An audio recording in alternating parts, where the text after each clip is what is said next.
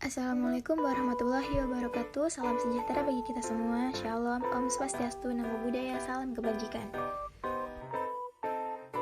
Kami dari kelompok 5 TPB 19 yang beranggotakan Christina Clara Tamba dengan NIM 121160101 Prodi Matematika, Rajib Sobandi dengan NIM 121160090 Prodi Matematika, Siska Amelia dengan NIM 121160104 Prodi Matematika, Tiara Juliana dengan NIM 121160107 Prodi Matematika, Abdian Afis Nasiregar dengan NIM 121410146 Prodi Sains Aktuaria, dan terakhir Zahra Ramadhana Rizky dengan NIM 121410142 Prodi Sains Aktuaria.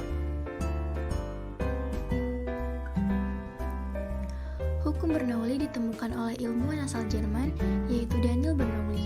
Dari penemuan ini, Bernoulli berhasil menerbitkan sebuah buku berjudul Hidrodinamika pada tahun 1738. Hukum Bernoulli adalah jumlah dari tekanan, energi kinetik tiap volume, dan energi potensial tiap volume di setiap titik sepanjang aliran fluida adalah sama.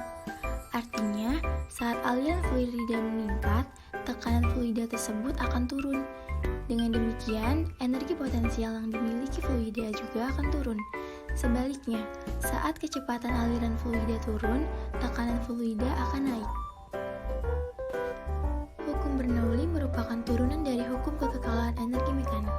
Hukum Bernoulli berbunyi, jumlah dari tekanan serta energi kinetik dan energi potensial tiap volume yang berada di setiap titik aliran fluida adalah sama. Berikut merupakan rumus hukum Bernoulli. Berdasarkan persyaratan di atas dan berdasarkan hukum kinetik, diperoleh rumus setengah massa jenis zat cair kali V2 ditambah P ditambah massa jenis zat cair dikali gravitasi dikali ketinggian sama dengan konstan, atau 1 ditambah setengah massa jenis zat cair dikali volume 1 kuadrat ditambah massa jenis zat cair dikali gravitasi dikali ketinggian 1 sama dengan massa jenis zat cair 2 ditambah setengah massa jenis zat cair dikali volume 2 kuadrat ditambah massa jenis zat cair dikali gravitasi dikali ketinggian 2. Untuk percobaan, alat dan bahan yang kita gunakan adalah kantong infus, cairan infus, selang infus beserta jarum dan penjepitnya, dan yang terakhir adalah wadah atau gelas. Pertama-tama, letakkan kantong infus pada ketinggian tertentu.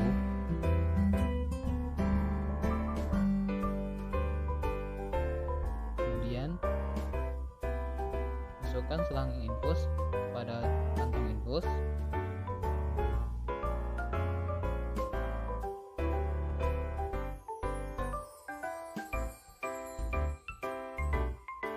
Kemudian, buka penjepit agar air dari kantong infus mengalir melewati selang infus.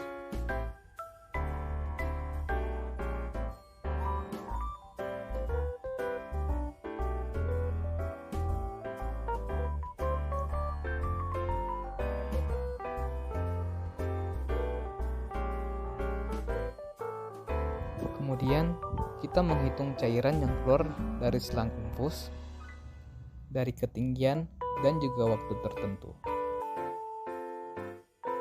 Di sini kita menggunakan ketinggian 140, 150, dan 160 cm dan juga dengan waktu 1 menit dan juga 2 menit.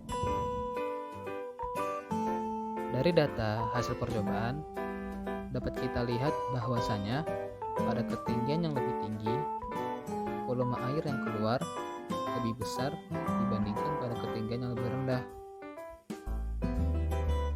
Keterkaitan percobaan dengan hukum Bernoulli adalah pada dunia kedokteran, tekanan, kecepatan, dan juga ketinggian antara cairan infus dan tangan harus diperhatikan.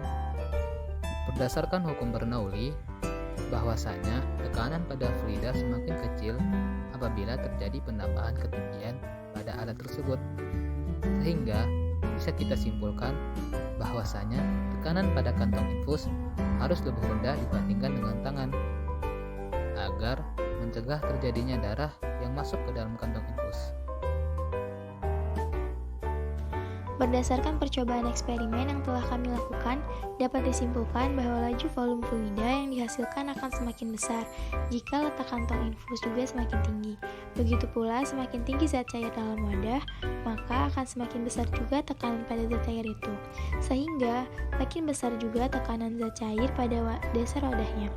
Hal itulah yang menyebabkan mengapa dalam dunia kedokteran harus meletakkan kantong infus di ketinggian yang tepat dan sesuai, agar memperlancar jalannya cairan infus pada selang infus. Jika infus diletakkan rendah, maka akan mengakibatkan naiknya darah dari tangan ke bagian selang infus, karena tekanan dalam kantung infus lebih besar daripada tekanan darah dalam tubuh kita. Sehingga cairan dalam kantung infus dapat mengalir masuk ke dalam pembuluh darah. Selain itu, prinsip kerjanya menggunakan beda ketinggian antara kantung infus dengan permukaan tanah untuk memungkinkan mengalirnya cairan tersebut.